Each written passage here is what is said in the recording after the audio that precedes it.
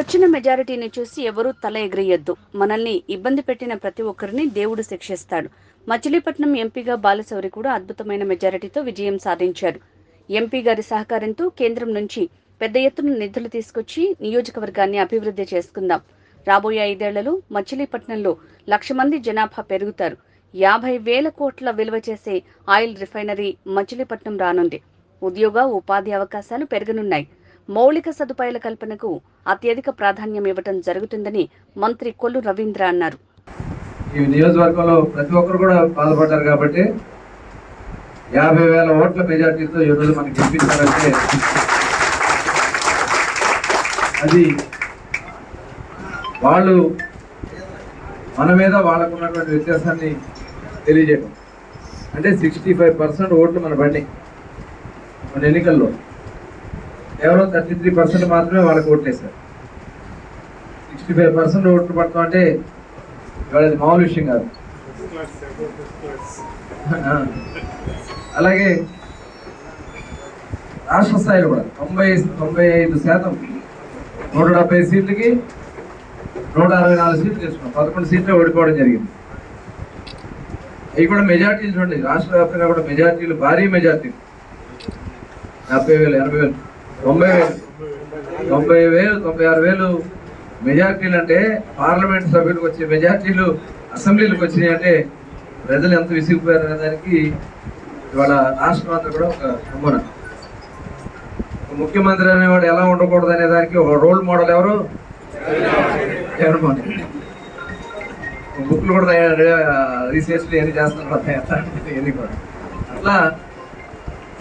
అలాగే ఇక్కడ కూడా చూసాం 5 సంవత్సరాలు ఇక్కడ ఉన్నటువంటి ఎమ్మెల్యేగా మంత్రిగా పనిచేసి వాళ్ళు మాట్లాడిన వారు ప్రవర్తించిన విధానం, తీరులు అన్నీ కూడా చూసి మనం కూడా మనలో కొంతమంది కూడా ఈ మధ్య కొద్దిగా తేడాలు వచ్చింది. ఇదివరకు ఇప్పుడు ప్రవర్తన ఎవరు కూడా వద్దు, అలా ఎగరేయొద్దు. 50,000 మెజార్టీ వచ్చింది మాకేంటంటే చేయొద్దు. అలాగే కొన్ని ఇన్సిడెంట్స్ జరుగుతున్నాయి. ఇంకా నిత్యం కూడా నిన్న కూడా రాత్రి కూడా జరుగుతాయి. దయచేసి అలాంటి ఇన్సిడెంట్లు ఫుల్ స్టాప్ పెడదాం. వాడు అనుభవించినవాడు ఖచ్చితంగా చేసినవాడు అనుభవిస్తాడు. దాంట్లో దేవుడు లెక్కలేస్తాడు. ఆ లెక్కలు ఎప్పటికీ లెక్కలుగానే ఉంటాయి. జగన్మోహన్ రెడ్డి చెప్పారు కదా దేవుడు స్క్రిప్ట్ అని. 151 వస్తే 23 దేవుడు స్క్రిప్ట్ అన్నాడు. ఇప్పుడు 11 దేవుడు స్క్రిప్టే కదా.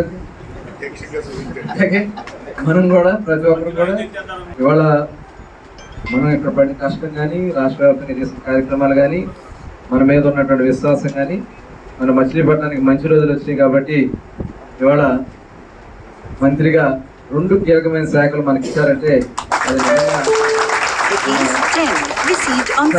బాబు గారి దగ్గర నమ్మకాన్ని నిలబెట్టుకోవాలి. ఎంపీ గారు కూడా బాలశౌరి గారు కాంగ్రెస్లో పనిచేశారు, వైఎస్ఆర్ పార్టీలో పనిచేశారు. కానీ ఈరోజు కూటమిలో జనసేన తరఫున పోటీ చేసిన ఆయన కూడా భారీ మెజార్టీ ఇచ్చారంటే ఆయన కూడా చాలా ఆనందపడుతున్నారు. నిన్న మీటింగ్ పెట్టిన ఎమ్మెల్యేలు 16 మంది ఎమ్మెల్యేలు, 2 ఎంపీలు పడుతున్నారు. నిన్న మీటింగ్ పెట్టిన ఎమ్మెల్యేలు 16 మంది ఎమ్మెల్యేలు, 2 ఎంపీలు. అంటే బాలశౌరి గారు కూడా మనకు ఉన్నారు కాబట్టి మనం కూడా కేంద్రం నుంచి ఏం తీసుకోవాలి, ఏంటో కూడా తీసుకోవాల్సిన అవసరం ఉంది. దానికి పొద్దున మళ్ళీ 5 ఏళ్ళు అనుకుంటున్నారు మీరు. సంవత్సరంలో లోకల్ బాడీ స్టార్ట్ అవుతాయి, పంచాయతీ స్టార్ట్ అవుతాయి, మున్సిపాలిటీ స్టార్ట్ అవుతాయి, మళ్ళీ జిల్లా పరిషత్ ఉంటుంది. ఇవన్నీ గవర్నమెంట్ యాక్టివిటీస్లో దయచేసి అందరూ కూడా సీరియస్గా చేయాలి.